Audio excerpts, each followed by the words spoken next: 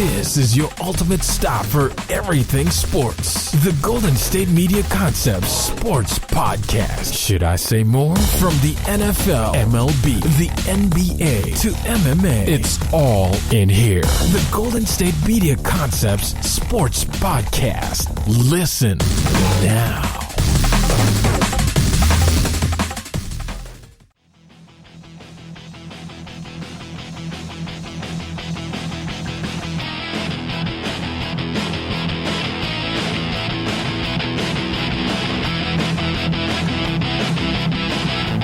Hello, everybody.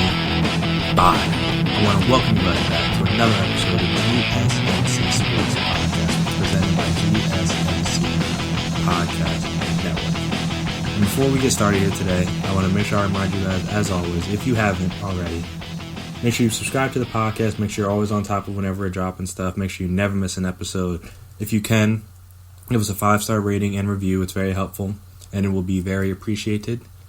And I bet if you are a fan of LSU or if you're a fan of the Bengals, then you appreciated the performance from Joe Burrow last night. I mean, we talked about on the last episode if he was possibly putting together the best season ever by a college quarterback. And I think that argument was fully put to rest after the performance last night. I mean, the man is just out here setting records after records after records. I mean, he's the numbers he's put up this season are almost mind-boggling just in terms of people didn't think this kind of stuff was possible. I mean, obviously we'll get to the game and how he did it and all that stuff in a moment here, but this season, Joe Burrow, let's talk about him real quick. Okay, so he won the national championship, won a Heisman. He's the first quarterback to pass for 60 touchdown passes in a season, broke the old record of 58 touchdown passes by Colt Brandon. He has the most touchdowns responsible for in a season with 65, has over 5,600 passing yards, which is an SEC record, and has the most touchdowns responsible for in a BCS/college football playoff title game with 6. I mean, if that's not all-time best season, then I don't know what is. But how did he do it last night? That is the real question. That is what we will get started on here today. And I will say, for as easy as LSU made it look at the end, it was not that easy in the beginning. Clemson's defense was stout in the beginning, and the Clemson offense got some big plays to start out this game. I mean, Clemson was up 17-7 at one point, which was, I think, the largest deficit LSU has had this season, which is kind of crazy when you think about it, because it's only 10 points. But, I mean, when you're a team that's been as dominant as LSU has been this year, then you're not down 10 points that often. So that was interesting just to see them play in a different kind of game for them, and at the end of it, be exactly who we all thought they could be. So to begin the game, I think there were 2 punts back and forth, and I mean, a lot of the early part of the game was mainly just Clemson playing field position because they drove down. They had a nice little drive, ended up getting sacked on 3rd and 8. Grant Delpit had a good game. I mean, you could just pick a random person on the LSU defense, and most of them had good games. Fulton, number 1, the corner, struggled a little bit, but outside of that, and most of them had good games. So he gets the sack on 3rd and 8. They're backed up. They end up taking a delay of game because they want to get more room for the punter. They punt. LSU's backed up to their own 7. They complete a pass, but then there's an ineligible man downfield, which was, it was a great play. I mean, obviously, it wouldn't be the only great play Joe Burrow would make last night. I'm recording this on Tuesday, so last night. But yes, then they got backed up to the 4, then they didn't really end up doing much. Had to punt. Clemson goes 3 and out again. Then they punt it back, and this one starts with the LSU 4 again. They don't really do anything. I mean, take that back. They got one decent pass to Chase, but they had to punt again, and then finally we got some points on the board. Starting with a nice little RPO type play where Clemson gets the tight end to leak out over the middle of the field, and Lawrence hits them, and then it gets blocked by a little bit due to the legal blindside block, which was like weird because it looked like he didn't really like come, because normally I thought the rule was supposed to be like if you're running towards your end zone. He was running more sideways, and it was like if he doesn't cut him off, then he might tackle him before he gets to the end zone. So you can't just like let him go. But that's the rule. So they decided to keep. So that brought the Clemson back a little bit, but it didn't really matter. They were able to get a couple. Within a couple plays, they were down near the goal line, and then on a read option play, Trevor Lawrence runs it in for a touchdown. Then LSU gets the ball back, punts again. Clemson gets the ball back, punts again. Like I said, this was very much a defensive struggle to start the game. But once LSU got that first long touchdown from Burrow to Chase on the deep ball against I'm pretty sure this one was against number 8 for Clemson. He had a rough night. But again, when you're going up against the Biletnikoff Award winner, you're bound to struggle. So he's had a good season, but obviously last night was not his best game. So after they got that first touchdown, LSU did. That's kind of when the floodgates started opening in terms of scoring. So then they get their touchdown. Clemson answers back with a field goal drive. LSU gets the ball back, has to punt again. And then Clemson is able to drive 96 yards in 4 plays. Obviously helped up by a long run by Etienne, which I believe this was the play where he was able to get around the edge and then sprint up the field for a little bit. And then their touchdown by T. Higgins on the nice little reverse with the nice block down the field by number 8, Justin Ross, to help them get in. He broke 2 tackles on the way, too. That was a great play for Higgins. And then next thing you know, Clemson has a 17-7 lead, and you're just like, oh, Lord, what is LSU doing? Like, is this... you figured they were going to get it together, but it was like, by the time they get it together, it might be too late because the offense really hadn't done much up until that point. But then LSU decided, and well, I guess you could say Joe Burrow decided that, like, hey, like, what if we, like, try to do that thing where we score all the points on every possession like we normally do? Like, yeah, let's just try that for, like, the rest of this half and see how it goes. And that's basically what they did. They scored the touchdowns on their next 3 drives. Scored touchdowns on their next 3 drives. Had another nice, on the first drive, another nice long pass to Jamar Chase. After they scored a touchdown, 17-14, Joe Burrow ran this one in. So 17-14, Clemson has to punt again. LSU gets the ball back, drives down the field, scores again. Another touchdown by Chase, helped by a nice little catch and run by Justin Jefferson on a couple plays on that drive, plus a little Clyde Edwards-Helaire sprinkled in. And then Clemson gets the ball back again, has to punt. Speaking on this just a little bit, Trevor Lawrence looked off for most of the night. For whatever reason, I believe I said on the last podcast they had won 25 straight. My bad. Yeah, I shortchanged them a little bit. They actually had won 29 straight games.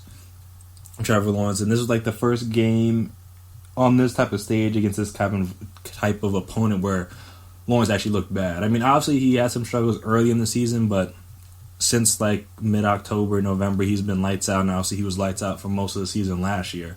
So it was shocking to see him play and struggle as much as he did. But, that LSU defense had been playing well the last 4 or 5 weeks, so it shouldn't be that shocking. But even on top of that, like, he was just missing more throws than he normally misses. Like, he was overthrowing guys high, getting bouncing, trying to get deep pass out, and like not having to get to the receivers. Like, he was just a little all over the place. So, no need to make a big referendum on Trevor Lawrence after this game, but it was obviously not the game he hoped for, and obviously not the game Clemson fans had hoped for from him, just because from the way it started, you thought it was going to go well, and then obviously after that, basically they weren't really able to do a whole lot.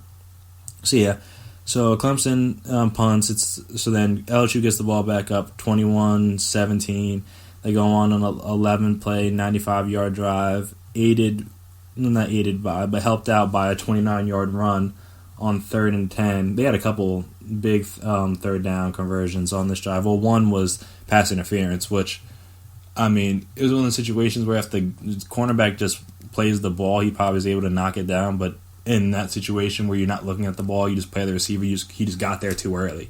So that was unfortunate. So that helped them out on a 3rd and 19. They had him backed up. They could have got the ball back. Didn't happen. And then Joe Burrow started using his legs a little bit. And then obviously the big play on this one was on 3rd and 10. They call a quarterback draw which, I mean, was a beautiful play call because they had no one in the middle of the field at that point, but it was gutsy because you don't expect, especially, I mean, not that Joe Burrow is not a good athlete, but he's not like a Jalen Hurts or like or like a Cam Newton back in the day, like something like a Dak, like some like just or like a running quarter. He's a quarterback that can run, but he's not a running quarterback, if that makes sense. So you don't expect that call in that scenario, but obviously LSU knew what they were doing because they called it, and they were able to not only get the first down with no timeouts, they were also able to get out of bounds. And then the next play, he hits Thad Moss. They bring a blitz, which Clemson did all night, and it kind of worked. But I mean, Joe Burrow's one of the best quarterbacks I've seen in college in terms of managing the pocket. I mean, he doesn't seem to get rattled back there. You could bring 5 guys, 6 guys, it doesn't matter. He's going to stand back there. He's going to hit guys under pressure. He's going to maneuver within the pocket, buy himself extra time for his guys to get open downfield. I mean, he's been doing it all year. And this was obviously just another example of him doing that. So then obviously they score right before the half. Now it's 28-17, and it's basically what you thought it might be. Though, I mean, the big thing for Clemson was coming out of the half, they forced a punt, and then they went down and got a touchdown. So you thought, like, okay, maybe, and a lot of that touchdown drive was with ETN, though, and then you're like, okay, maybe they got something going. LSU gets the ball back, they go 3 and out again. But the issue for Clemson was that the few times they had what people would call momentum on offense, they just weren't able to capitalize on. They would get stops on defense, get the ball back to the offense, and then the offense would go 3-4 plays and punt. And that was just an issue for them basically all night. So then they have to punt it back, and then this is basically where, for all intents and purposes, LSU put the game away. They go on a nice 6-play, 68-yard drive. This is the drive with the targeting call on it, which, I mean, obviously if you're an Ohio State fan, then you feel no remorse for Clemson, but it's one of those things where he hit him with the crown on the helmet, even though the guy wasn't defenseless anymore. It's one of those ticky-tack things where that's the way the rule is written, so it's going to get called. And, I mean, did it really make a difference? Like, I mean, maybe not. I mean, the guy, Skaleski, I believe his name is, that's how you pronounce it. I'm not sure, but like the linebacker, he was playing well, but I mean, the play happened on 1st and 10 from the Clemson 9. So, I mean, the targeting only got it to the 4, and they scored on the next play. So, him being out there hurt. Him being out of there hurt, but obviously I don't know how much of a difference it would have made the rest of the game, because at this point LSU's offense was kind of clicking on all cylinders. So they scored there, another touchdown pass at Thad Moss. Good for him. His dad Randy was in the Randy Moss obviously was in the crowd cheering him on. That was a cool sight to see. And then obviously he put on the show on the National Championship Game. That was fun. Then again, Clemson gets the ball back. Lawrence technically got intercepted, but then he got overturned for pass interference, which was kind of ticky-tack, but it didn't end up mattering. The Clemson couldn't really do much with it after that. They had a punt again. LSU drives down. They end up missing a field goal this drive. So again, you're like, oh, okay, maybe Clemson has a shot. They didn't. Not to sound so displeased with Clemson, but their offense couldn't really do much of anything after they got the early 17 points. They really didn't do much at all. So LSU missed a field goal. Clemson comes down. They go 3 and out again. Rush for a loss, incomplete passes. This wasn't getting going. And then, I mean, this is when the game was already over in my opinion, but this is when LSU really drove the dagger into the hearts of Clemson Tiger fans, hoping for a miraculous comeback. This time on this drive, Joe Burrow hooks up with Terrence Marshall for good measure. Just, got to spread the love around. Can't just give it all to 1 or 2 guys. But, yeah, so they threw it up. Nice play. And then that was obviously the one where he's going to the sideline, pointing to the ring finger, signaling like, hey, yeah, we need to get those rings. Get those rings ready because I think we're done here. And they were. The next 2 drives, Clemson punts, and then Trevor Lawrence fumbles on a scramble. Forced by Grant Delpit, who had a good game, recovered by Derek Stingley, who also had a good game. And I mean, Joe Burrow just did exactly what he had been doing all season. Finished with 463 passing yards, 5 touchdowns, another almost 60 yards and a touchdown on the ground. Jamar Chase decided that today was going to be his game after Justin Jefferson had the big game against Oklahoma in the semifinal. He was like, all right, let me remind you guys that I'm pretty good too. Had 9 for 221 and 2 touchdowns. I mean, Justin Jefferson had another 106 yards on his own for good measure. Clyde Edwards-Helaire, who I thought would play better in this game, and he was definitely a big part of that offense. Had over 100 yards rushing, and yeah, just everything that you thought Clemson could do in this game, they did. And yeah, I mean, not only did it cap off a great season for Joe Burrow, I mean, capped off a great season for Clemson not Clemson. Unfortunately, sorry about that. But for LSU as well, I mean, they beat the preseason top 4 teams in Clemson, Alabama, Georgia, and Oklahoma. And 3 of them, Georgia, Oklahoma, and Clemson, they did in back-to-back weeks. I mean, they beat Florida when they were ranked high. They beat Texas when I think they were still in the top 25. They beat... Who else did they beat? They beat Auburn, I believe. Let me double check that. But regardless, they had a gauntlet of a schedule, and obviously it really didn't matter. They were able to meet every obstacle in their way and defeat it. Not with relative ease, but they didn't really have too many challenges on their way. But so yeah, I mean, yeah, they did beat Auburn. They beat Auburn when they were 12. They beat Florida when they were 9. They beat, where is the Texas game? I don't know what Texas was ranked at the time, but I know they beat them too, just for good measure. They beat Alabama when they were ranked high. They beat Georgia when they were obviously ranked high. Beat Oklahoma, beat Clemson. So this is one of the best college football seasons we've seen put together.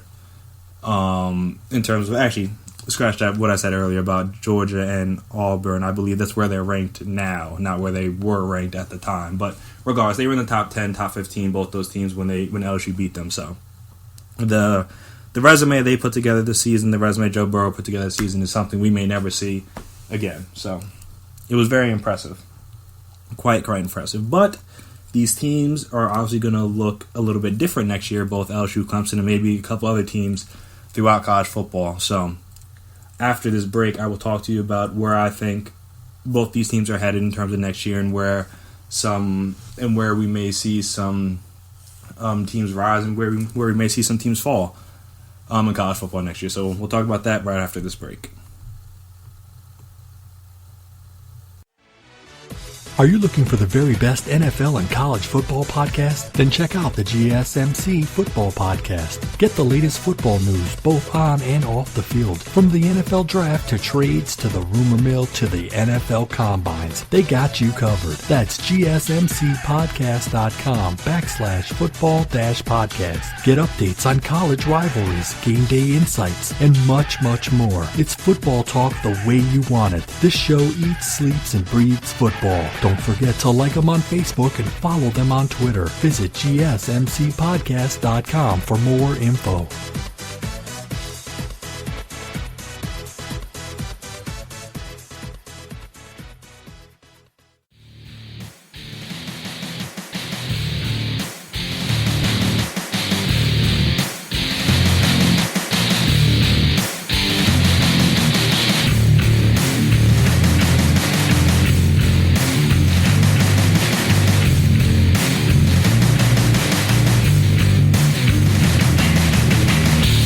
Are back here on the GSMC Sports Podcast, presented by the GSMC Podcast Network. So, where do Clemson and LSU go from here next season? I mean, starting on the LSU side, obviously they are going to have quite a bit of turnover. I mean, all the top teams do, but then specifically in terms of they'll be losing Joe Burrow, obviously, who is probably the main component in terms of what made this team special. I mean, having to replace a guy who put together the best statistical season we've ever seen from a quarterback is not going to be easy. Now, LSU, like most other top programs, gets the top recruits. They're going to have a 4 or 5 star recruit. If he's not already in the program, he's going to be coming into the program this year. So they are going to have a person capable of replacing Joe Burrow, but just will he be able to? Because, I mean, those aren't easy shoes to fill. When you go from LSU, who struggled passing the ball offensively in the last 10, 15 years, in terms of they always had, not always, but they generally had good receivers. They just didn't have a quarterback capable of getting them the ball, and obviously they had that this year. Then you see what they can do when they have that. It'd be interesting to see if they are able to have that once Joe Burrow leaves. Because obviously Joe Burrow is a guy who no one thought he could do this coming into the season. I mean, I think you listen to different draft guys, he was like a mid-round prospect heading into the season. Obviously, he's a guy that could very well go number 1 overall, and probably will, depending on the Bengals doing something weird and trading out of the pick, which, I mean, would make no sense to me because they need to replace Andy Dalton, but that's a conversation for a different day. Regardless, how will the LSU offense look when Joe Burrow is not operating it? Because obviously he was a guy who they mentioned on the broadcast was a grad student, so basically he was taking all online classes, so that allowed him to be almost another coach. I mean, he was in the building almost all the time, and that's just not something that a normal undergrad student is able to do because he has to go to classes, he has to do other things as opposed to just focus. I mean, he was taking online course, so he wasn't just focusing on football, but due to the fact that he didn't have to go to classes, specifically because all his ones were online, that allowed him more time to focus on football than the normal athlete would, so that allowed him to master this offense in a way that made it so that he could be as successful as he was, and thus LSU was as successful as they were this season. So it would be interesting to see who they choose to replace him and if he has that mastery of the offense. Because as we saw this year, we can see what it looks like at peak performance. But what if it's not at peak performance? What if it's at 75%, 70%, 80%? Like, how good does LSU then? So that'll be interesting to see how that goes. And obviously, if you didn't know, Joe Burrow took a job with the Panthers tonight, being Tuesday. So the guy that many people from the outside at least credit with helping rejuvenate this LSU offense will not be there. Now, he was only the wide receivers coach and the passing game coordinator. So he wasn't calling the plays, he wasn't coordinating the offense. So it wasn't just all him. So they were going to have many of those pieces in place. But the guy who at least many people believe brought this new playbook to LSU and obviously helped coach up the receivers who were all great this year, will no longer be there. So what will the offense... I mean, again, the playbook should still be there, so the offense shouldn't look that different, but it'll be interesting to see just how much input and effect Joe Brady had on that offense. Because if they're struggling this year with him gone, then he'll get even more credit. And if they look just fine, then it'll be like, all right, so then some of the shine and the aura of Joe Brady may wear off, depending on how he does in Carolina.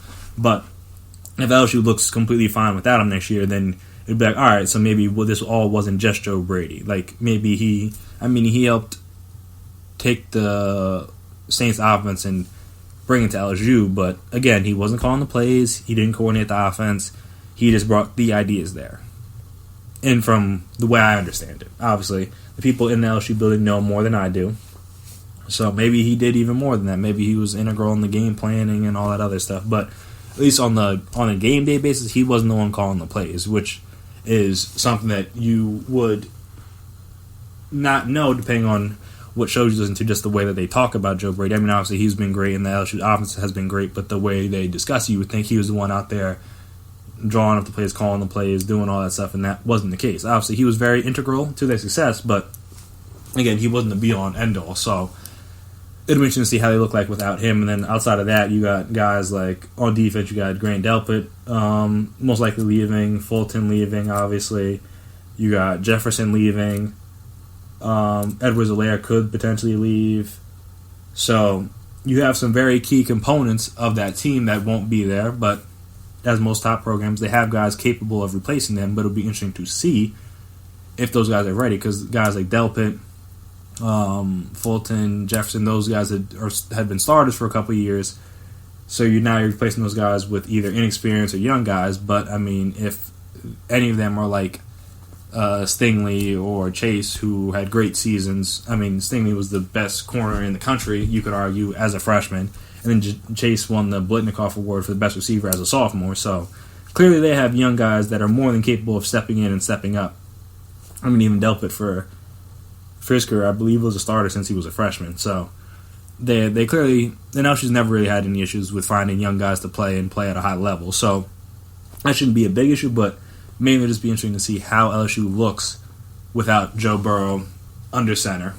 And then from the Clemson side of things, this may be good for them in terms of Dabo's always trying to find a way to motivate his guys, try to play the underdog card, the no one believes in us card, which I mean was fair because they won 29 straight games, and I mean many people didn't even think they had a chance in this game, and I mean they had a chance. Technically they were up 10, but I mean the final score does not indicate that they had said chance.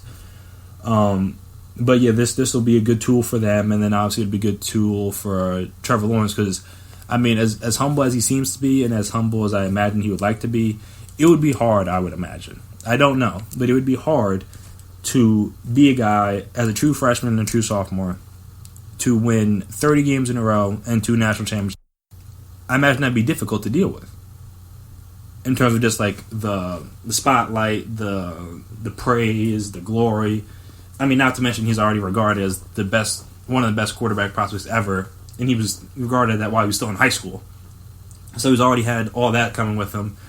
And I mean, you don't ever think this fame and that stuff will go to a guy's head, but you don't ever know until they have this high level of success. You don't really know what's going to happen. So it would have been interesting to see how the team, and mainly Trevor Lawrence, but the team as a whole, who would have won back-to-back championships, would have handled that success. So maybe loss will allow them to come into the season, not that they weren't motivated, though Trevor Lawrence did start off a little slow this year, so maybe that could have been some of it, but it will allow the team to come in as motivated as possible heading into this next season so they can be ready to go from the jump and not have to catch their wind in like late October, early November in terms of when they catch their stride, I guess I should say, and then they finally turn it on. They'll have it turned on from the beginning of the year.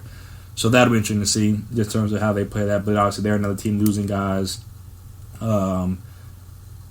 T. Higgins will probably declare. ETN is probably going to declare.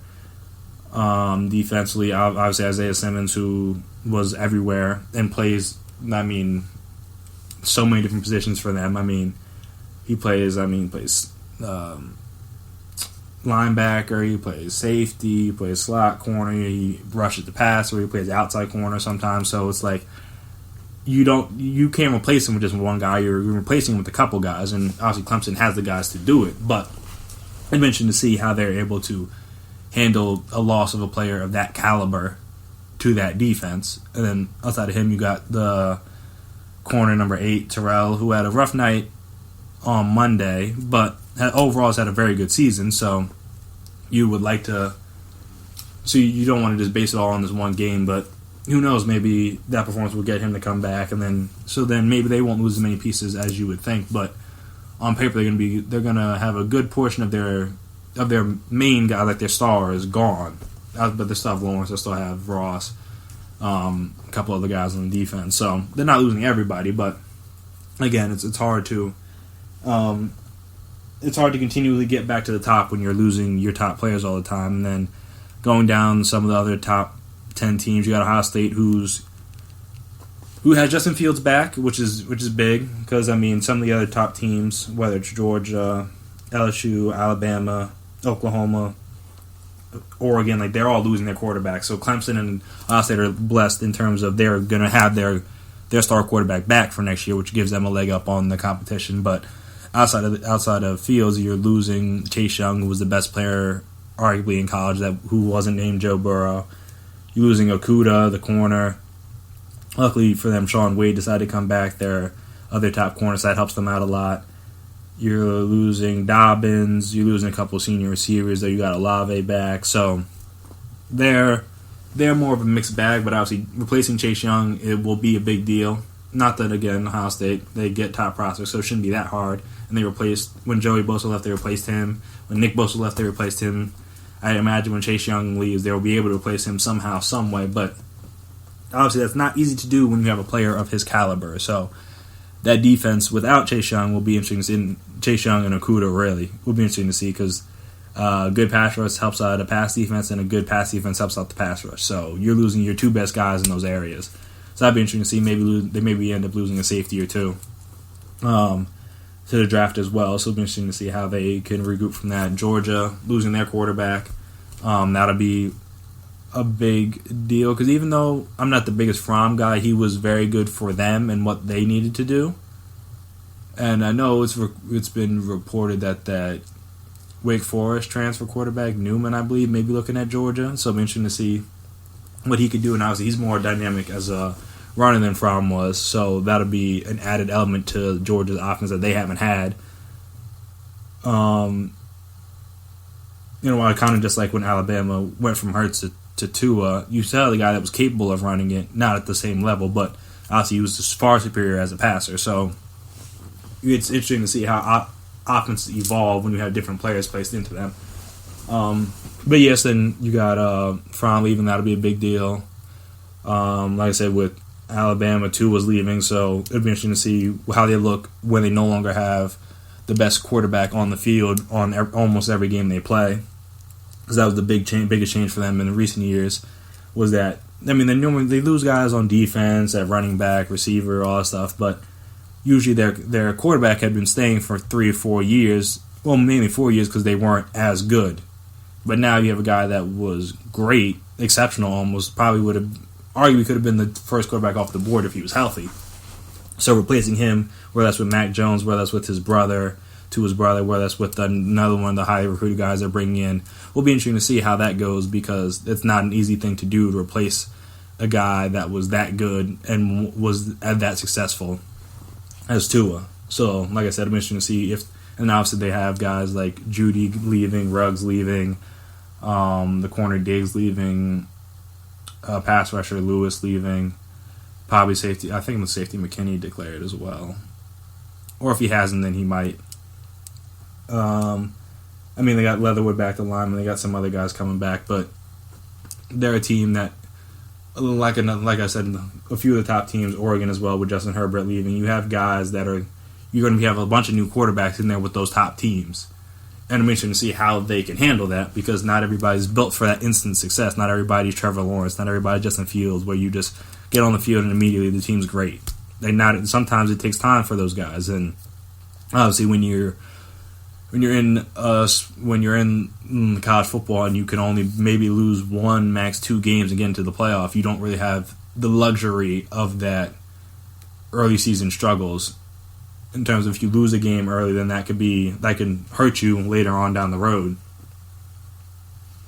So it'll be interesting to see how they build that. But yeah, I mean, the next season should be fun. I mean, if I'm a betting man, I'm probably putting my money on the favorites as Clemson and Ohio State just because they have their quarterbacks back. But can't ever count out Alabama.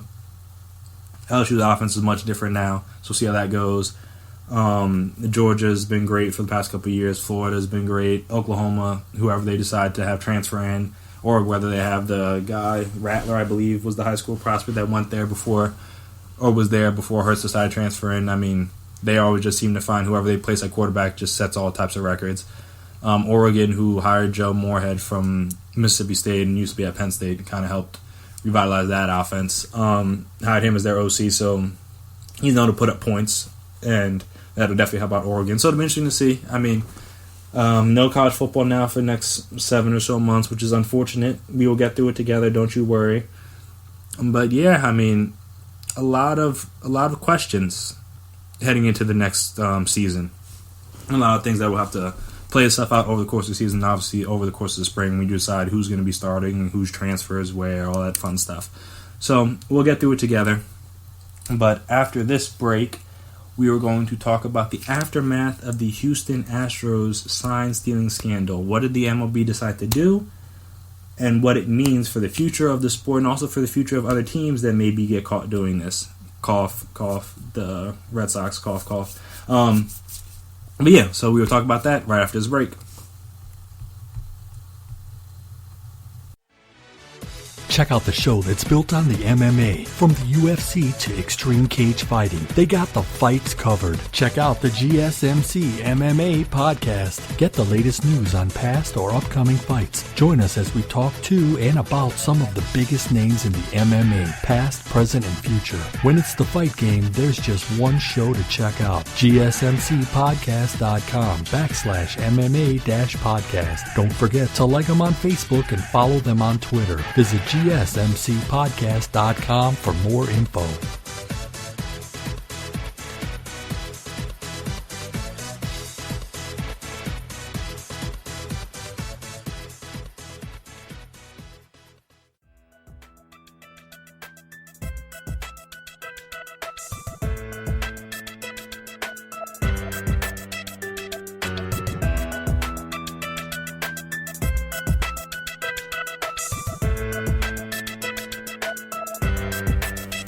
And we are back here again on the GSMC Sports Podcast, presented by GSMC Podcast Network. And quickly, I just wanted to say, in the last segment, obviously when I said Joe Burrow went to the Panthers, I meant Joe Brady.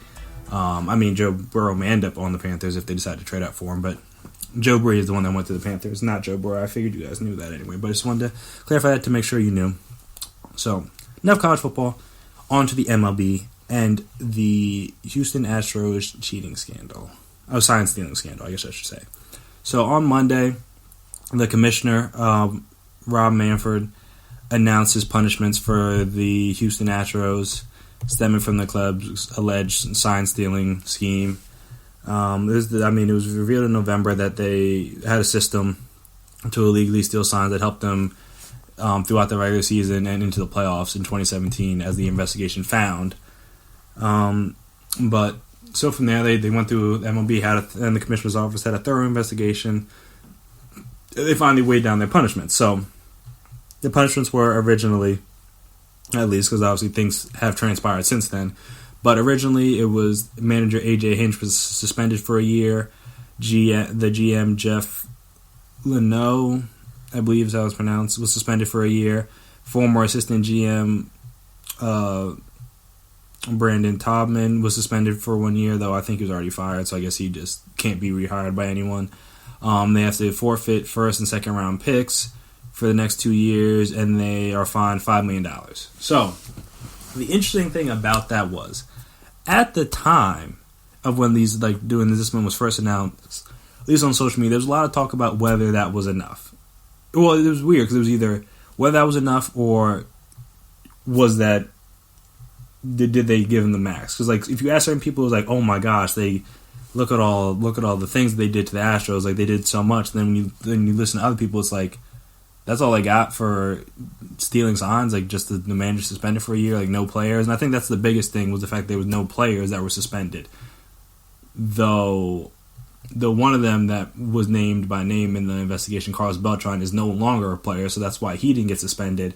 And then the other one, who wasn't a player but was a major part, was the bench coach Alex Cora, who's with the Red Sox, who we will get to in a moment, who had their own investigation that they're a part of, in terms of the MLB looking into the Red Sox and their cheating in the 2018 season with sign stealing and using monitors and stuff to be able to decode signs and all that other stuff. So those are the two main guys, but no specific players from the Astros were suspended. And at the time of when it originally went down, that was a big talking point, was because it was all right, so then you suspend the manager, fine. You suspend the GM, but just like the people that were technically doing the stealing and benefited most from the stealing. Cause obviously, the manager and the GM benefited because they won games, but like the players were the ones getting hits, getting home runs, driving in runs. The ones that were making the noises to help decode what the signs were for the players at bat. So the shock of none of them being suspended was definitely there in the beginning, though. I mean, subsequently, the Astros fired their manager and the GM, so on top of being suspended for the year, now they're out of a job. So I think that kind of upped the discipline in that regard for many people, just because obviously when people lose their jobs, then suspension is one thing, being fired is a completely different thing, because obviously even though in the investigation it said that Hinch didn't know and the GM supposedly didn't know, though I think they took it was weird because the Astros took responsibility for it, but then they also claimed that no one outside of the people that named knew. And in their investigation it was mentioned that Hinch broke the monitors on separate occasions to try to do away with it, with the sign stealing, but obviously it continued and he didn't do anything about it in terms of to get it to stop. And again, the Astros benefited from it. They won a World Series, so, and he in turn benefited from it because he's the manager of a World Series winning team. So it's interesting how that all how the all discipline went down, just because, like I said, they claimed the head guys in charge didn't know, but then they got suspended just because they should have known. It's that part of it was a little bit weird to me, at least. But from the investigation, you find out, this is from an article on CBS Sports, you find out that their sign stealing evolved a little bit, because in 2016 season, so through their investigation, they found that the Astros, at least their sign stealing evolved over time. In 2016, the investigation did not reveal any scheme or method used by the Astros. In 2017, there was a center field feed was used to decode signs when the Astros had a runner on second base. Once decoded, the sequence would be relayed to the dugout, and the runner on second would decode the signs and signal them to the batter. 2 months into 2017, so that was for early 2017. 2 months into this is when they started using the garbage can. With the video that kind of circulated where they were banging on a garbage can to help signify when a breaking pitch was coming. And that was implemented, and the team began to pump a live feed to a new monitor in the tunnel. The Astros initially tried whistling and clapping before settling on the garbage can. The scheme was player-driven, with current Mets manager Carlos Beltran mentioned by name. Both systems were used throughout the 2017 season, and then in the postseason, the report said that the club continued using their systems to steal signs during the postseason, even after all 30 clubs were warned in September to not use electronics improperly to steal signs. So they were informed not to do it, they continued to do it, and it helped them win a World Series, which is unfortunate if you're a Yankees fan. It's unfortunate if you're a Dodgers fan, because you would say that you may have won either one of those series if the Astros just played it fair and square. That's unfortunate for you, and I know CC Sabathia came out today and said that he thought the title should be revoked, which is something I thought they would do when I mentioned it a couple episodes ago. And it'll be interesting to see what they do with the Red Sox, who we'll get to, like I said, in a moment. But they're the second team, and so they have a precedent for what they're going to do, but it's they're also going to see the feedback from people and be like, was that enough? And then the Red Sox are a different case, because this is a person that was doing this in Houston with Alex Cora, then brought it to the Red Sox. So he already knew what he was doing was wrong, but he knew the Astros had been the MLB had put out notices for the Astros and the entire league to stop doing it, and they didn't care. So it'd be interesting to see if their punishment's even worse than this, and what worse than that looks like. So that was an interesting thing. Also, prior to 2018, the Astros relocated their video room to a room closer to the dugout, to a location similar to ballparks around the league. In the 2018 season, the Astros continued to use their video room to decode signs and relay them to the dugout. At some point during the season, they stopped because the players no longer believed it was effective, or they may have gotten caught, I know there was the video circulating of the White Sox guy who seemed to catch on to the banging. So I forget what year that video was from. Hold on, let me check on that. No, that was from 2017. So no, okay, that was well before they stopped. So no, that couldn't have been it. But they said it wasn't effective anymore, so they stopped doing it. In the 2018 postseason, they said that there was no evidence that they used anything. In 2019, there was no evidence they used anything. So, long story short, they mainly used it in the 2017 regular season and postseason, which was obviously the one they won the World Series in, so that's the most important one. And Alex Correa was the guy that was heavily involved.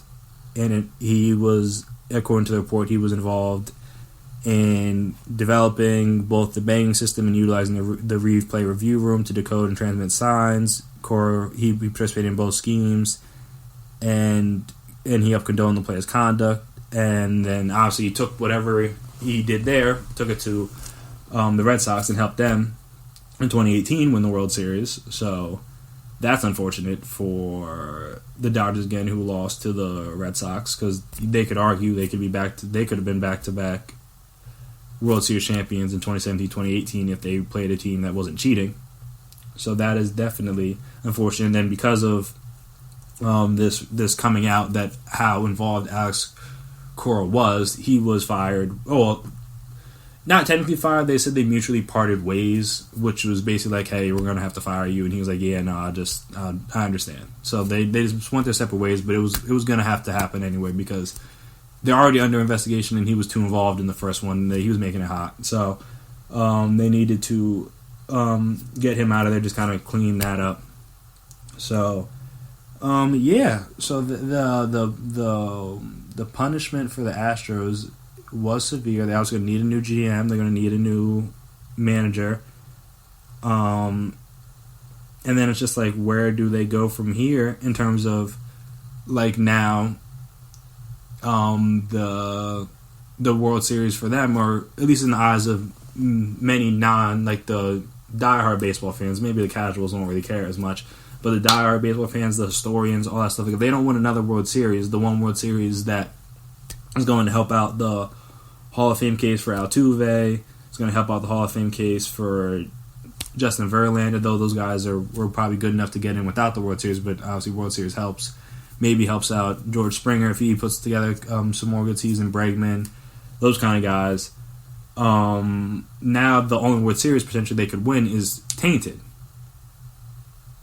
And I mean, it's interesting to see, like, if in 15, 20 years, do people still remember that this World Series happened? Maybe not. It's different sports, but I mean, people still regard the Patriots as the one of the greatest dynasties in football, even though they were involved in multiple cheating scandals, whether it's Deflategate, Spygate, whatever, that helped them. I mean, that may or may not have helped them win. Probably did help them win, but like no one really mentions that. They just mentioned that Tom Brady has 6 rings, even though he wasn't the guy involved with it, but he directly benefited from it. So it'll be interesting to see how and how many years. And again, I guess it helps the Patriots more because they've won so many times that it's like, unless they cheated in every single one, they were good enough to get back there. They were good enough to be good all the time. So it'll be interesting to see how the Astros move forward from this with a new manager, with a new GM, without a couple first and second round picks, which would be important. Though, I mean, obviously they weren't going to be high picks, but just like in terms of building up your farm system, so that you could trade for better players, so that you can have better guys in a couple years down the line. They won't have that anymore, so that could hurt them in like 3 to 5 years in terms of they don't have that pipeline now of good prospects coming in like they've had recently to help them get to where they were before the cheating, obviously. So that'll be interesting to see how that goes and what kind of becomes of that for the Astros. Just because, like I said, if they don't win another one, then their World Series will forever be tainted, and the players involved will forever be tainted. So I want to say it's unfortunate, but I mean, if you cheat, you cheat. I mean, there's the old adage that if you're not cheating, you're not trying, and you could argue. Well, not everybody was cheating, but enough people cheat in different sports in different ways. Everyone's trying to get an advantage somehow, and sign stealing isn't new. Just the way that they were doing it is very advanced, and that's why it was more so of an issue. Because like, they were just like, if they were able, the second baseman, the guy running on second, was just able to decipher the signs because he understood the pattern, and they did it that way. I mean, obviously, it's still not great, but it's not like they're doing some highly advanced way of doing it. This is sign stealing. As Alex Correa, I think he had a quote from like a couple years ago where he basically was saying that he learned this back in. He learned about sign stealing when he was like a minor leaguer coming up in like winter ball and stuff. Like the sign stealing just been a thing that people do because everyone wants to get an advantage. Everyone wants to be as good as they possibly can, and if you can steal the signs, that helps you be good. But obviously, they took it to a level that was too far, and they got disciplined for it. So after this break, we will talk a little bit more about what I think is going to come for the Red Sox, what maybe will come for Carlos Beltran, and how I think it will affect the league moving forward. Now there's a precedent set for this kind of behavior. So we'll talk about that right after this break.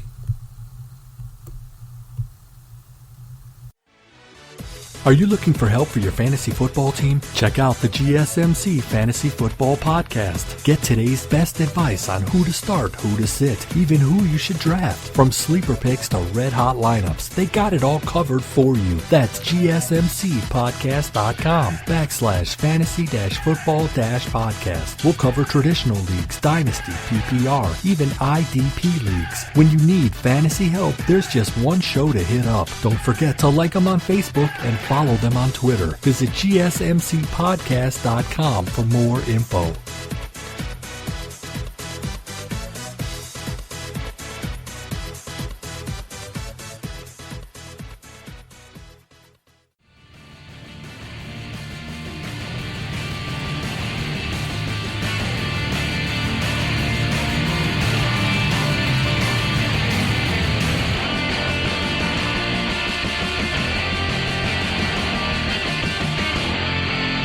And we are back here again on the GSMC Sports Podcast, presented by GSMC Podcast. So, as we touched on in the last segment with the Red Sox, Alex Cora's already been let go.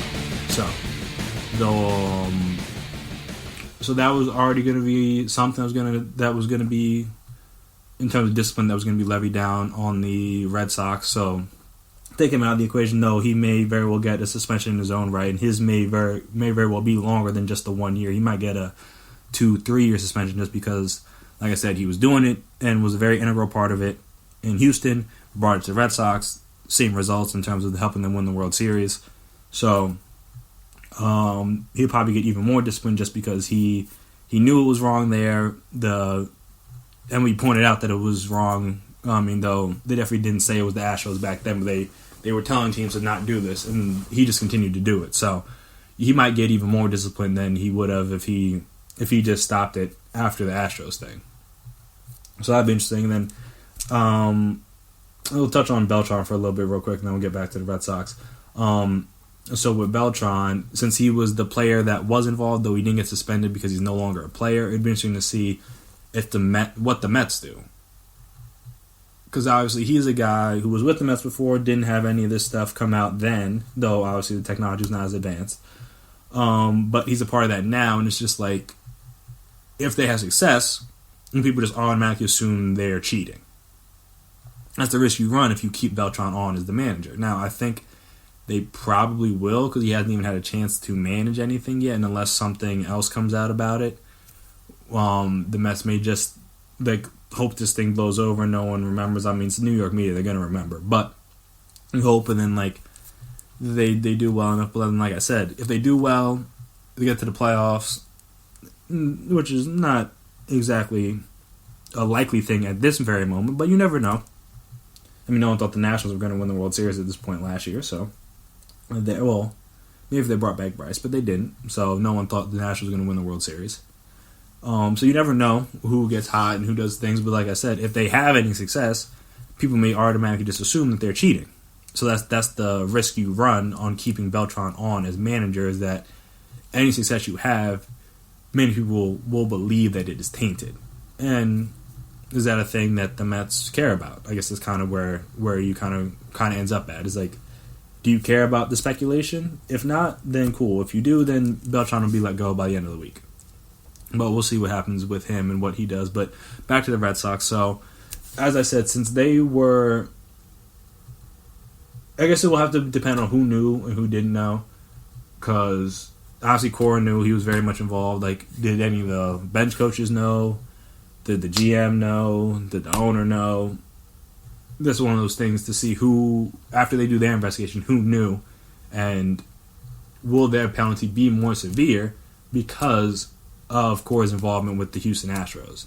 And I think it's a chance they will be. Also, I still believe that there's a chance that more, I mean, going back to Astros, I still think there's a chance that more punishment could be levied down. I still, if he gets enough backlash as a commissioner, they could very well vacate the title for 2017.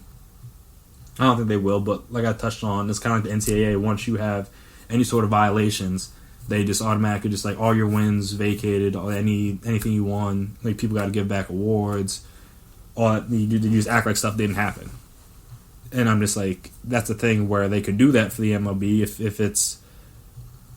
it's a cheating on this kind of scale, just to make sure you make the point that, hey, this is not okay.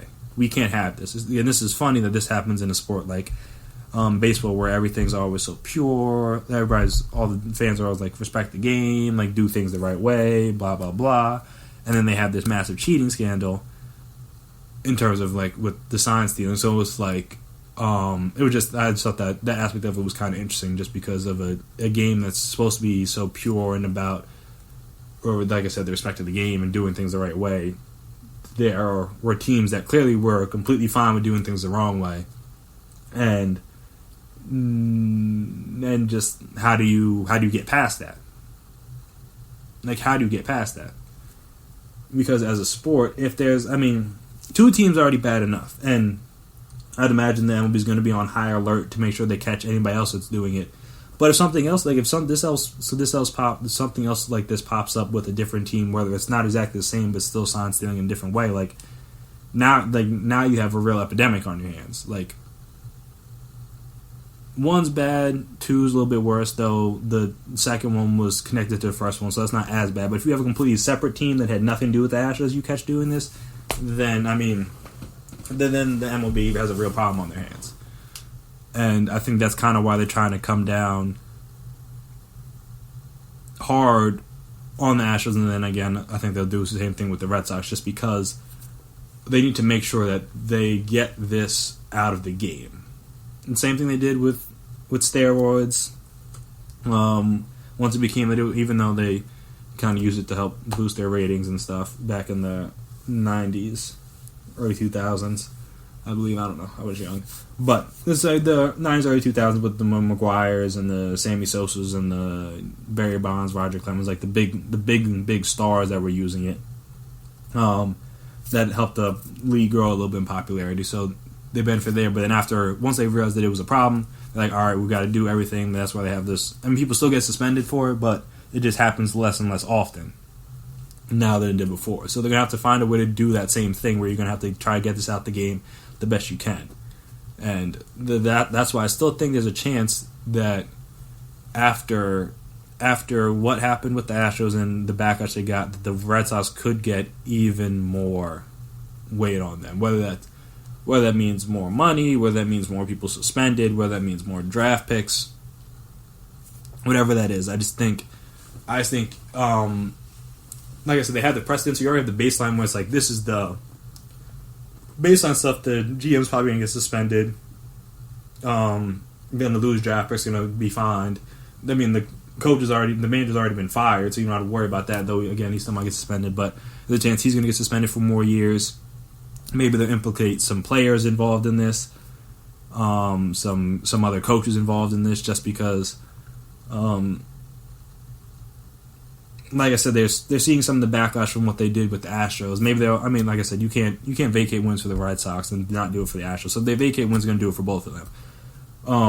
But just in terms of like the suspensions and the lengths and stuff like that, they may be even longer, just because by the time the Red Sox were doing it, the MLB was already saying like, hey, like stop. I mean, the Astros were doing it through that, but then there were multiple warnings about like, hey, like don't use this technology, don't do this, don't do that. And the Red Sox was like, yeah, we hear you, but like we're gonna keep doing it anyway, and come and catch us. And they have now, so then that's kind of unfortunate for them. But then the same thing with them is that like all the players on that Red Sox team are now tainted the same way the Astros are, just because like everyone knows that if they find out they cheated through the postseason, for that matter. If it was just a regular season thing, all right, that's one thing. But seeing as the Astros did it through the postseason, I would imagine the Red Sox did it through the postseason, and if that's true, then their series will be tainted the same way the Astros one is. And now you got to look at, and now I mean, I don't think the Nationals did it, but now you almost kind of got to look at the Nationals and be like, hey, did they do anything sneaky during the postseason? Like now you almost have to put every winner in for the next couple of years under a microscope just to see, like, make sure, because if you're hearing, if I'm like a player or a coach that knows somebody on the Astros or on the Red Sox, and we're like, hey, this is what we're doing, and it worked for us, we won a World Series, why would I not try to do that? Because like I said, like, it hurts the players, it hurts the managers, but like, if I'm a fan of either of these teams, do I really care that my World Series is tainted? Yeah. I mean, Patriots fans don't seem to care. So if they don't seem to care, and they've been called for different things through different time periods, they're just like, yeah, whatever. I think most fans would trade their manager getting suspended for a year for a World Series. I honestly believe that. Like, if you polled enough baseball fans, they would be like, hey, if you can guarantee me a World Series, but my manager then and my GM has to get suspended for a year, maybe has to get fired, okay, they can do whatever. And that's the problem, is that it's just like, how much do fans care? How much? Well, because the players obviously care, as with CeCe Sabathia and some other guys who come out, but it's just like the fans may not care that much, and then that kind of lessens the blow of the punishment. Because like if it's just that, like, oh, this guy got suspended for a year or 2 years or whatever, but then he's able to, like, AJ Hinch's gonna have a job again whenever his suspension's up. It's like, how much did it really matter? The World Series already happened. They already won. They haven't got it taken away yet. He'll have a job again.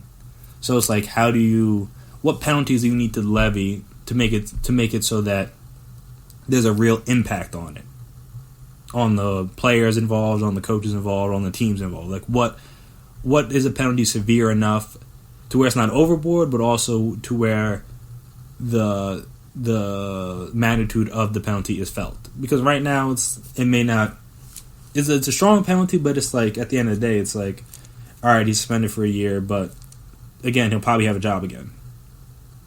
Though, I mean, he wasn't as involved as Cora was, so maybe Cora won't have a job again, but Hinch is going to have a job again after this. I would be shocked if he didn't. He's only like 45, 46 years old. He can coach for another 20 plus years if he wants to. And I think a lot of teams that may be bad would take him in a heartbeat because he's a good manager. So I think that's kind of the conundrum that the league is in right now. Just, hey, how do you put a penalty strong enough to where that it's felt by the people that the penalty is forced against, but then also how do you do it to where it's not over the top? So that's B, and then C is just, how do you do it so that it's strong enough to where other teams aren't worried about it? Because again, if the teams just look and they're like, all right, we might get suspended for a year if we get caught, but we can win a World Series. Are the ends good enough to justify the means? I don't know. So I think that's the situation where we're stuck, and we'll see how the Red Sox investigation plays out. Like I said, I think their penalties are going to be even stronger. And then also we'll see if they decide to vacate the titles. I think if that happens, then I think that'll be enough to get people to stop doing this. If it's just like suspensions and fines and stuff, and people get fired or whatever, I don't know. Yeah, I don't think anybody's going to do it this year because it's too hot right now, but give it a year or two, this stuff blows over. They get better with the technology to where it's less detectable. I mean, sign stealing, like Cora said, and as many people know, sign stealing is not a new thing. This didn't just start when they started having monitors in center field. This is the thing that people have been trying to do to get a competitive advantage for a while now. So it's not going to stop. People are still going to always try to find a way to one-up their opponents, in whatever way that is. So it'll be interesting to see how this plays out and how the MLB handles it and how it goes on from here. So, yep.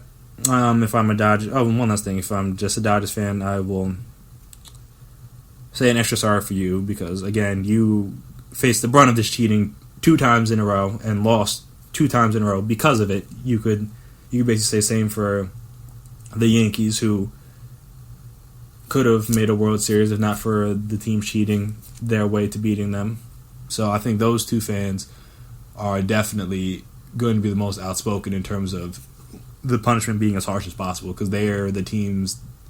I mean, other teams too, because and other players too. I think that's the biggest thing. Not to go on a too far of a tangent, but like players, like their numbers they lost money. They maybe got traded, maybe got cut. Like I said, missed out on contract implications or contract incentives, I should say, because of the fact that they didn't have a good postseason or regular season. Some of that was because of the fact that people were cheating. So I think more than anything, I think the players are going to be more mad at the players just because of the fact that it directly hurt them in their games. The GMs, the owners, or whatever, they're going to be mad, but it's like, it's whatever. But the players are going to be, I think the players are going to be more mad, which is why I think you could get, if there are enough players talking to it, they'll start to vacate the title just to make sure that players realize that this is not something that's acceptable. I mean, they already know it's not acceptable, but they do it anyway because people just want to be like that. But I don't know. We'll see where it goes from here. So after this next break, there was some news coming out of the WNBA in terms of people are going to get paid. And we're going to talk about how they're going to get paid and what it could mean for the future of that league right after this.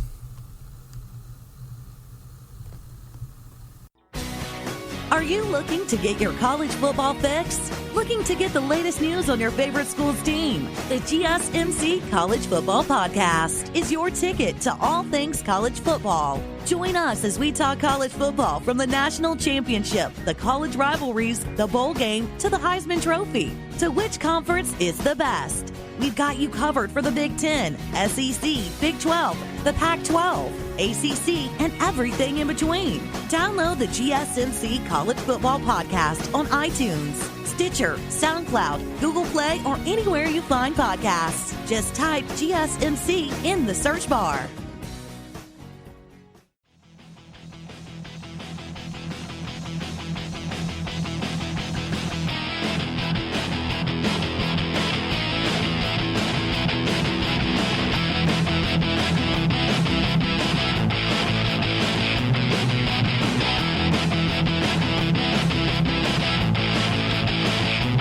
And we are back here again on the GSMC Sports Podcast, presented by GSMC Podcast Network. So, one of the newer sports leagues around, especially in terms of the major sports, had some big news coming out of it, and that would be the WNBA in terms of they were able to negotiate between the league and the Players Association, was able to negotiate a new CBA, which will in turn help the growth of the league. And just quick aside, if you're not watching WNBA for whatever reasons, I would advise you to do so. Though it is not the NBA, you're not going to see 360 dunks and alley-oops and all that stuff. There is a lot of good basketball that is played and a lot of very good players to watch. Whether it's the Elena Deladons, the Christy Tavers, Tarasis. I mean, I know Stewart and Bird were, Brianna Stewart and Sue Bird were hurt this year, but they're still great. You got, with the Aces, you had Asia Wilson, Liz Cambage. Like, there are many, many, many great players out there. So, I would advise you guys out there, if you're not watching, to make sure you do so, because you are missing out on some very good basketball. So, after that, aside from that, they negotiated some things to help with the league, help with the growth, help make the league better, and itself the players happier. So one of the main things they negotiated was the players' salaries.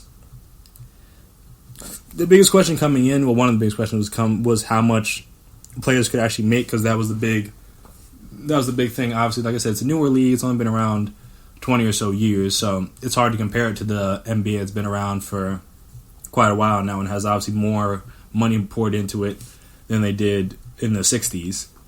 But the with the changes in the CBA,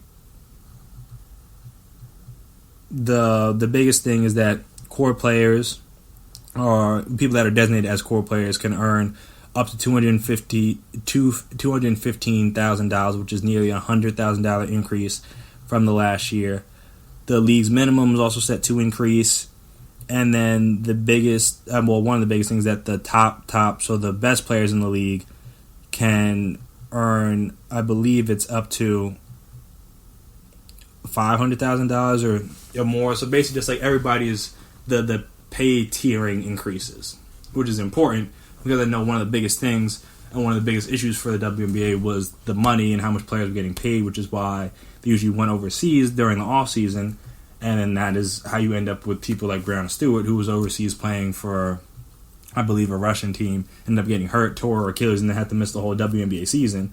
And it was one of those things where, like, obviously, is $500,000 the $30 and $40 million that like the likes of LeBron and Anthony Davis and Kawhi and the James Harden, like those level players make comparatively? No. But it may be enough to ensure that those players don't go overseas. And I think that was an important part of it, because then I think even players like Diane Taurasi, I think during the... No, she's not the only one, but I thought she was one of them that, like, during the middle of her career, like, she just was like, I'm not playing in the WNBA this year. I know Liz Cambage, like, left because she was playing in Tulsa. She didn't really like Tulsa. I mean, she's from Australia, so that's not exactly the same thing. She just, like, didn't play, and then until the team moved, then she came back. So just, like the... And that thing could have been alleviated if the players were making more money. Because if a lot of people will do things they may not necessarily want to do because of the money. So I think the increase in money, in the increase in pay, let me say, is vital. Just because it will alleviate some of those players needing to go overseas to help accompany the money that they made in WNBA, because it wasn't really that much. And so that's the one big thing. But also teams will also have a larger pot to try to keep players from going overseas. In previous years, teams could dole out $50,000 to any player under contract to convince them to stay home and help marketing efforts in the U.S. In the new agreement, multiple sources confirmed. I'm reading this on an SB Nation article just to try to get you guys the fine-tuned details. The pot will rise to $100,000 for 2020, 2021, 2022, and will be $150,000 for beyond. So the extra money will, in theory, hopefully be able to convince some of those players, like, hey, stay over in the U.S. during the summers, help promote, help do marketing campaigns, help go out to events, help talk about the league, help promote the league, instead of having to go overseas and play just because, like I said, they needed more money because they weren't making enough.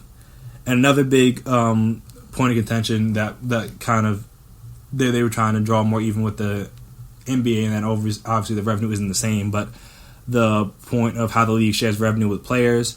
This was a major talking point for players, especially on social media, who argued that they weren't asking for the same compensation as NBA players who can make up to $40 million a year, but it's rather the closer to the revenue split, because the NBA players receive around 50% of the shared revenue, whereas at the time, before this new CBA, the WNBA players were closer to 20%. So under the new CBA, they can now have a potential to earn 50-50 split in 2021 based on what they think the league can achieve. And obviously that's great, because the more money the players make, the happier they are, and then the better it is for the league. And also the more money they make, that means the more money that's being put into the league, whether it's sponsors or television deals, stadium deals, whatever that may be. So that's a good for them. I know one of the other issues that they had was the fact that was like the flight and travel risk. I know there are many different stories over the past couple of years where planes were delayed and the players are stuck in different cities, different towns overnight just because they can't get a flight out. Or when they do fly out, they're flying and coached like regular people, which is crazy, because I mean some college teams don't even do that. or if they can't take a plane, then they're taking buses, like G League teams. Like, I mean, NBA, obviously, again, the money's there for it, but they charter their flights for the team, so that is a big difference. So they don't have the charter flights yet because obviously it wasn't feasible as of right now, but in the new agreement, players will continue to fly commercial with seats upgraded from coach to economy plus or comfort plus. So they'll just have be able to get on the plane earlier, they have more leg room, maybe better snacks and accommodations, and also players will receive individual hotel rooms on the road, a perk that up until now has been reserved for veterans only. So that's a big deal just because the better you're accommodated, the better you'll feel, and potentially maybe the better you'll play the day after. So I actually didn't know they didn't get their own hotel rooms. That's kind of crazy. But so the fact that everybody's going to get their own hotel and obviously they'll have better seats on the plane is definitely a step in the right direction for the league and for the players themselves, which is great. And this obviously came after years of players' frustration regarding the travel accommodations. Aside from the non-veterans being forced to share hotel rooms, some of the league's tallest players were often crammed into coach planes too small for them, including like Brittany Griner, who's 6'8", who is expected to sit in the middle seat because obviously they can't always pick their seats. On her way to the All-Star Game last year, now All-Star Game participants will be flown first class at the event.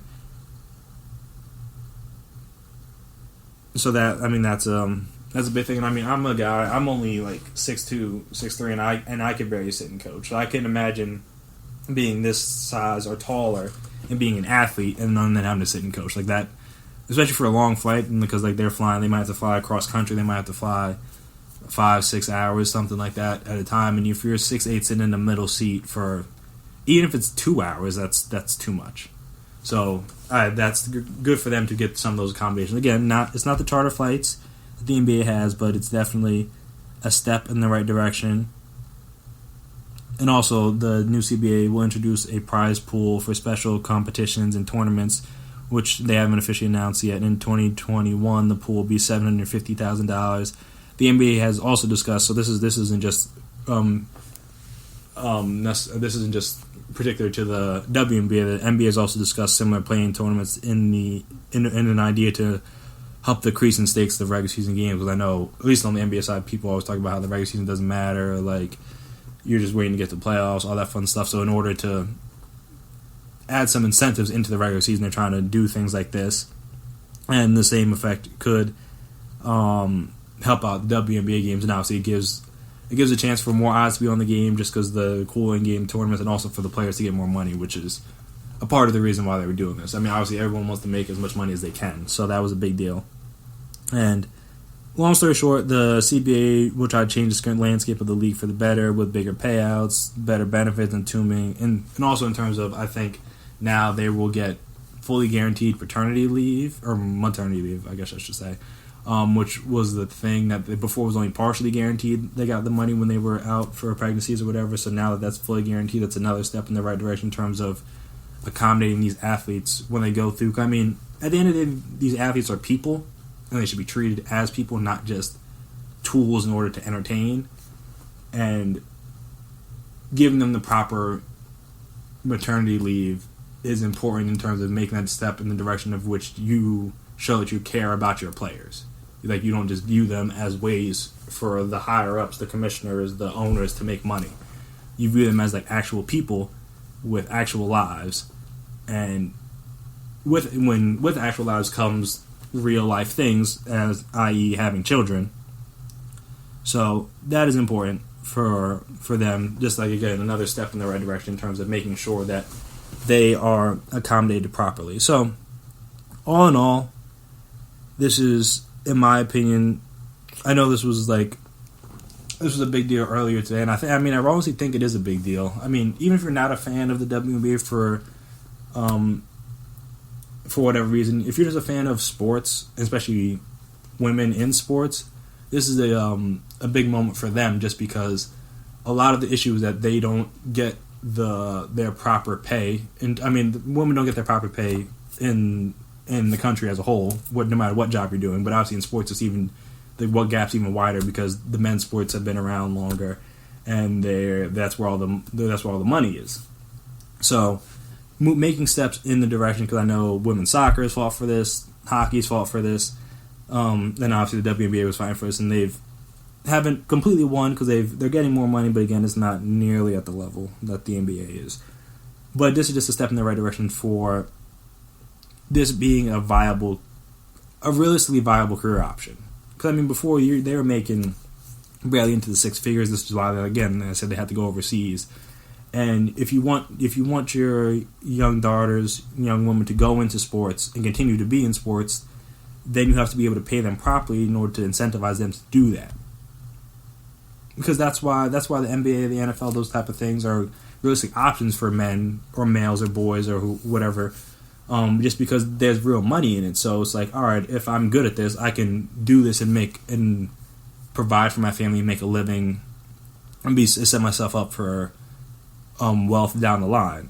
The WNBA and other women's sports don't have that right now, and this is at least a step in the direction towards them gaining that.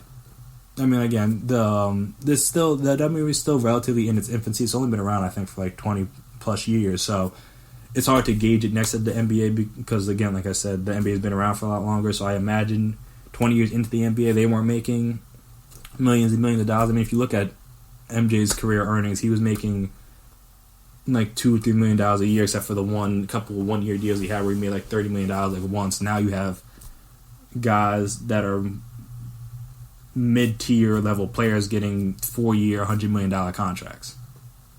So, again, as the leagues grow and expand and gain more revenue, the more money comes in, they can pay the people more. But this is a great step in the direction, not only just for the WNBA, but for women's sports as a whole, in terms of getting on closer footing. I don't think it'll ever equal up to what male sports earn, but at least getting closer to it. Like I said, this is important. This is a hallmark moment for women's sports in terms of, like I said, getting them on more equal footing to men. Like I said, it'll be hard to ever catch up, but at least this is a step closer in terms of taking a step back. Because they could have taken a step back with this, and that would have been a disaster. Them taking a step forward is helpful for not only for basketball, it's helpful for other sports that are also trying to fight for the same thing. So I just wanted to touch on that. I thought that's really great that the women were able to fight for it and got at least some of what they wanted. Obviously, they got more of what they wanted. It's maybe not as much as they would have liked, but it's definitely a start and definitely a movement in the right direction. So hopefully, as the next CBA comes up and CBAs after that come up, you can continue to grow on this. You don't just accept this and be like, all right, now we're fine here. Like, no, you need to continue to progress, continue to grow, continue to make sure that you fight to continue to have the league grow and get better. So that was really cool. So I wanted to make sure I talked about that. So lastly, after this next break, we are going to talk about what is a term I heard on TV today, and I think it's really good. Reverse recency bias. And I'm going to talk about what I mean by that in terms of the college football top 150 players list that came out yesterday or Monday, and the NFL 100 list that came out a little while ago. And I hadn't talked about the NFL 100 list yet, but this reverse recency bias is going to help me get my point across, and I have a lot I have to get off my chest about that. So we will talk about that right after this break. Check out the show built around the women of MMA. From the UFC, Invicta FC, Bellator, and One Championship. We got the fights covered. It's the Golden State Media Concepts Women's MMA Podcast. The latest news of upcoming fights, discussions of previous matches. Join us as we talk to and about the biggest names in women's mixed martial arts. Past, present, and future. When it's the women's fight game, you know where to listen to. The Golden State Media Concepts Women's MMA Podcast.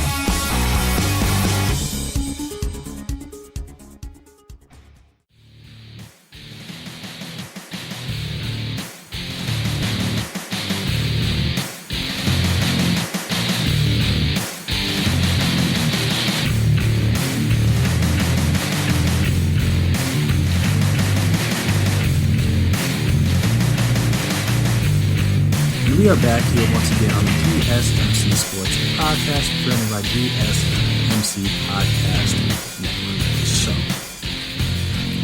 reverse recency bias. Like I said, I heard it on Around the Horn earlier today, and it was a good point where we were talking about, I think it was talking about the college football top 150 list that came out yesterday, where the top 11 players that were unveiled were all that none of them played none of them played after like 1990 or something like that, which is crazy. You have 150 years of college football, but the last 30 years, there's not one player good enough to be in the top 10, especially when one of those players is Tim Tebow, who won 2 national championships.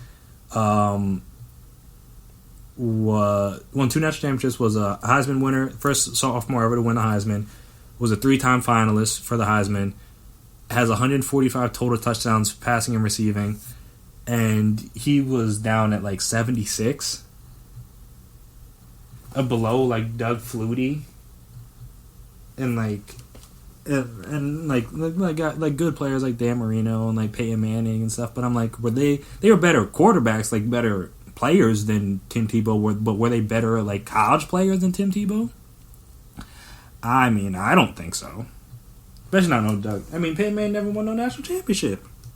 I mean, I don't think any of them did. Correct me if I'm wrong. But Flutie, I know he didn't. Peyton Manning definitely didn't. This man won 2. I mean, he wasn't a starter as a freshman. He was a key part of that team. And I'm like, these are the brothers we're placing ahead of Tim Tebow? And he works for ESPN. So, like, usually they give guys bumps for that kind of stuff. Like, I know like that's the reason why, we'll get to in a little bit, Larry Fitzgerald made the top 100 team as a receiver over Terrell Owens, because I know people just like Bobby Lane made it over him, over Tebow. Not to bounce back and forth, but yeah, like guys like Larry Fitz made it just because they're more well liked than T.O. is, which is a stupid reason for it. I mean, if you think he's a better player, you think he's a better player, but don't just be like, I didn't like T.O. Like Andrew Luck. Andrew Luck was a good college quarterback. He was not a better college player than Tim Tebow. Again, he was a 2-time runner-up, won an Offensive Player of the Year. But, like, I mean, come on. Like, what are we doing here, guys? Reggie Bush was at 61. He's, like, probably the most electrifying player to ever set foot on a field, like, post, like, 90s. Like, obviously, like, I didn't see, like, Barry Sanders play. I didn't see Jim Brown play. And even Jim Brown, though, technically never had 1,000 yards in a year, though they were playing 8 games at that time. So, like, Archie Manning is above Tim Tebow at Ole Miss, and he threw for, like, he never won a Heisman, but he's a folk. Like, how was Tim Tebow not a folk hero? Do we not remember the I Promise speech? Like, did I just make that up in my head that's the thing that happened?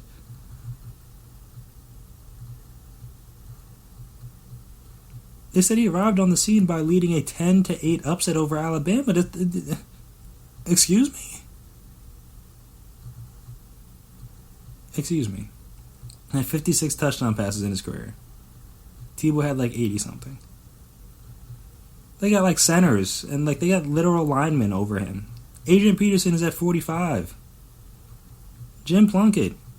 Again, Tebow had like almost like 12,000 total yards. This man had 7,000, not even 8,000. And it's like, and I'm just like, why do we want to praise the older guys so much? Don't even get me started on the NFL 100 list. Oh man, that makes me angry. LT didn't make the list. Drew Brees, who holds the record for yards and touchdown passes over the course of a career, didn't make the list. How is that humanly possible? I don't know. They put Otto Graham on there instead. Whatever. T.O., like I mentioned, didn't make the list for guys who... Larry Fitzgerald, who, again, I will do this side by side with him because they played in the same era. Because before it's like, oh, it's hard to compare. Oh, God, you can't compare eras. You can't compare eras. All right, cool. Larry Fitzgerald and T.O. played in the... Though T.O. was in the league first, they played in the same era. Over the course of their careers, T.O. in 219 games, 1,078 receptions, almost 1,600 yards, and 153 touchdowns. Great numbers. 6-time Pro Bowler, 5-time All-Pro, and a Hall of Famer, obviously. For Larry Fitzgerald, for his career, he had... Hold on. I was on the wrong page. For his career, he had I know he's playing like 250. It's like, yeah, he's playing like 250 games regular season, which is obviously 30 more than T.O. Has more yards. Oh, shoot. He has more yards like by like 17,000, and he has like less touchdowns with like 120, I believe, is the number. Yeah. So the biggest thing is receptions, because he has almost 300 more receptions. He has exactly 300 more receptions. He has like 1,000 more yards, a little over 1,000 more yards, but 33 less touchdowns. But they put him in because of the postseason run, which was sensational. I understand, though. I mean, did T.O. not play a Super Bowl on one leg and be the best player on the field? Like, did I make that up? Like, I'm pretty sure I didn't make that up. I'm 99% sure that that's the thing that happened. But no one cares. They just skip over that when you talk about T.O. They would have, if Donovan McNabb didn't stink, the Eagles win that Super Bowl, and then T.O.'s literally a legend forever. But I understand most of the reason why he made it is because of that one postseason, which is a great postseason, bar none. Not disparaging that. In that postseason, the 2008 postseason, well, it was the 2008 season leading up to the Super Bowl against the Steelers. He had 6 for 101 and a touchdown in the wild card, 8 for 166 and a touchdown in the divisional round, 9 for 152 and 3 touchdowns against the Eagles in the NFC Championship, and then the Steelers in the Super Bowl, 7 for 127, 2 touchdowns on what could have been the game winner if not for Santonio Holmes. So I get that. But again, that's the guy you can literally compare the eras. The thing he has over him really is receptions, and a lot of that is because he's played 30 more games than him. For whatever reasons that he was able to play that long. I mean, good for him. But again, he has less, like, yards and receptions are great. I understand that. But you don't win games with yards. You win games with points. You know how you get points, you score touchdowns. You know who have more touchdowns? T.O. by 30. Like, come on. And that's not, I mean, so, like, that was just the one I wanted to say, because at least that one is, like, they're in the same era, so you can, like, legitimately compare them.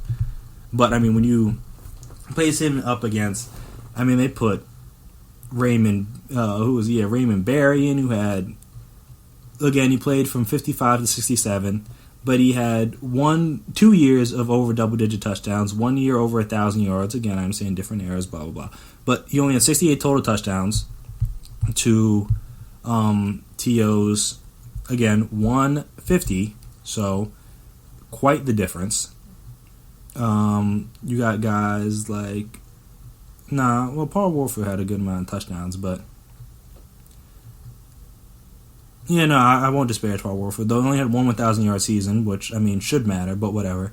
My boy Alvaro Hirsch, they put him on, and he only had 60 touchdowns for his career, which, again, played from 46 to 57. So different eras. He had one massive year. Massive. 1,500 yards, 17 touchdowns. Other than that, he never had more than 7 touchdowns in a season. Well, we want to give him credit because he played in the 40s and the 50s. And we want to take away credit from T.O. because he played later. Like, that doesn't make any sense. And even like Steve Largent, I understand why he's on the list, because like when he retired, boom, he had the record for touchdowns and everything at 100. I understand that. But you can't look me in my eyes and tell me Steve Largent is a better receiver than Terrell Owens. You can't do that. I don't care who you are. I got Bill Belichick in the room right now. We could break down the film together, and he won't be able to convince me that Steve Largent's a better receiver than T.O. He just can't. So that's that. You got, in the running backs, you got LT didn't make it over Gale Sayers, who, again, great running back. Great returner. Not disparaging that. But he was good for, like, literally, like, 5 years. He played in the league, I think he had 6 seasons in total. He has to play from 65 to 71.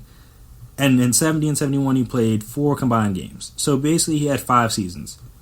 Had a lot of touchdowns his first year, and then didn't do much else. He had 39 total touchdowns in his career. But he made the list, and LT didn't. Damian Thompson, obviously. The other LT clearly made it, because if he didn't make it, the list is a sham. He had 28 touchdowns in one season, LT did. And what I just say, Gale Sayers has 39 over the course of his career? How does that math add up? I'll tell you how it doesn't. That's how it adds up. It doesn't add up.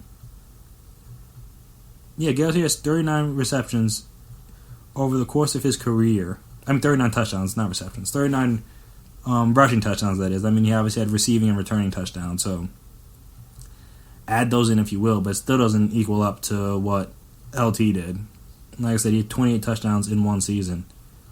He had multiple seasons over 1,500 yards rushing, including a second year in the league. He went for almost 17 and 14 and followed it up with 1650 and 13. Then in the prime of his career, he had 17, 18, 28, and 15 touchdowns back to back to back to back.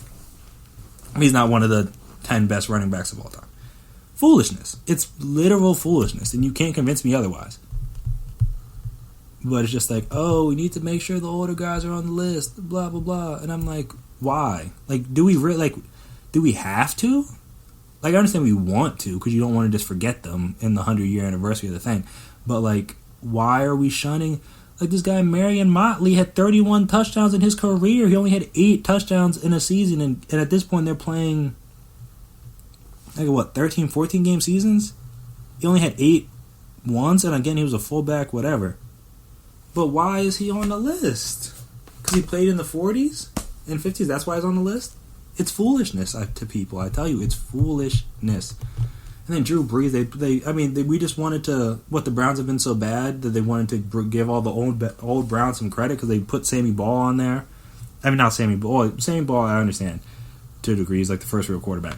But Otto Graham they put on there. Otto Graham's numbers aren't even in the same stratosphere as Drew Brees. Again, different eras, I get it, blah, blah, blah. I don't care. He threw for more than 20 touchdowns. He threw for 20 or more touchdowns 3 times. 3 times. Drew Brees threw for 27 this year, and that's a low for him. He threw for 40 multiple times, multiple 5,000-yard passing. Again, he leads Roger Staubach was on the list because he won Super Bowls and was in the Navy or whatever, and I'm that's cool. He played 10 years, had 150 touchdowns in his career. Never had 2 3,000-yard seasons, both at the end of his career. Brett Favre made it, which is cool, but this is more closer to errors. This is the Larry Fitz thing, and I'm he had. Never had 5,000 yards passing. Never had 40 touchdowns. Had multiple seasons with 20 interceptions. And by multiple, I mean 1, 2, 3, 4, 5, 6. 6 seasons with over 20 interceptions. But Drew Brees can't make the list. And I'm just saying, why do we have to shun the new generation? Or the new era. I don't want to say generation, but the new era of people. Just to please the older generation. It doesn't make any sense to me. And that's my issue with these type of lists. We need to separate them. If you want to do pre-Super Bowl, post-Super Bowl, you want to do pre-Power 5 conference, post-Power 5, whatever, pre-NBA, ABA merger, if that's how you want to do it, because people are trying to tell you Bob Cousy top 25, top 50, I'm he'd be the 15th best point guard in the league right now. The man had no left. Not his fault, he didn't need a left in that era, but you've seen the clip of him dribbling around with one hand. With just his right in circles around people. Literally, have him stand in front of Kyrie Irving for 10 seconds. That man would want him banned for the league. We don't even have to go with Kyrie. We could go with someone lesser. Put Kemba in front of him, Donovan Mitchell, Trae Young. LeBron would average 100 points, literally. We don't have proof of Wilt scoring 100. LeBron would have averaged 100 if he played back then. I'm just why is sports the only thing where we don't acknowledge that people get better as time goes on? Evolution happens, it's a thing, people. The humans naturally get bigger, faster, stronger, smarter, all that stuff. But whenever we try to have these lists or compile these things, we always try to want to we want to give credit to the older guys, even though there's legitimately, most of them aren't even better than the bottom tier all-star level caliber player. Most of them aren't. And again, it's not their fault for being born when they were born. It is what it is. But I'm saying when you compile these lists, you can't just shun the new generation of people just because you want to bring up the older people. It doesn't make any sense to me. And I don't want this to go too long because I could talk about this forever. But the reverse recency bias is a thing that I now believe in. And I think it makes a lot of sense when you think about it and you see the way these lists are compiled. You see who's on and who's off, and you're just like, oh, okay, yeah, we're just trying to add older guys in for the sake of adding them in, just so we can say that we have them, as opposed to being true to who was really the best. Because a couple guys would be on like the Jim Browns and like Johnny Unitas, like those type of guys, like Archie Griffins in college.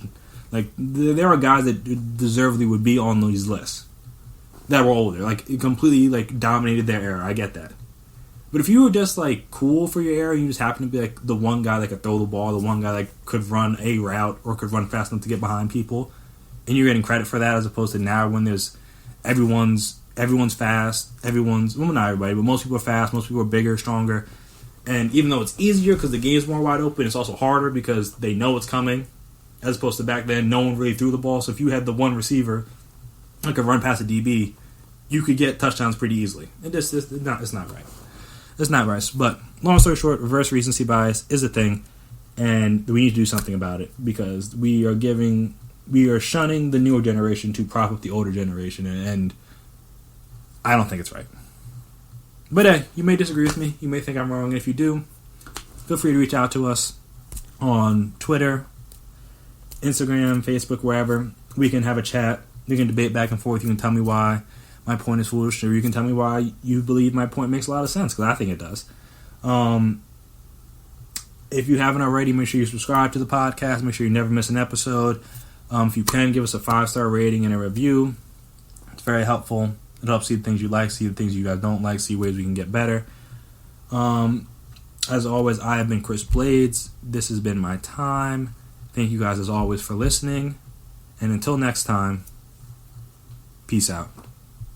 You've been listening to the Golden State Media Concepts Sports Podcast, part of the Golden State Media Concepts Podcast Network. You can find this show and others like it at www.gsmcpodcast.com. Download our podcast on iTunes, Stitcher, SoundCloud, and Google Play. Just type in GSMC to find all the shows from the Golden State Media Concepts Podcast Network. From movies to music, from sports to entertainment, and even weird news. You can also follow us on Twitter and on Facebook. Thank you, and we hope you have enjoyed today's program.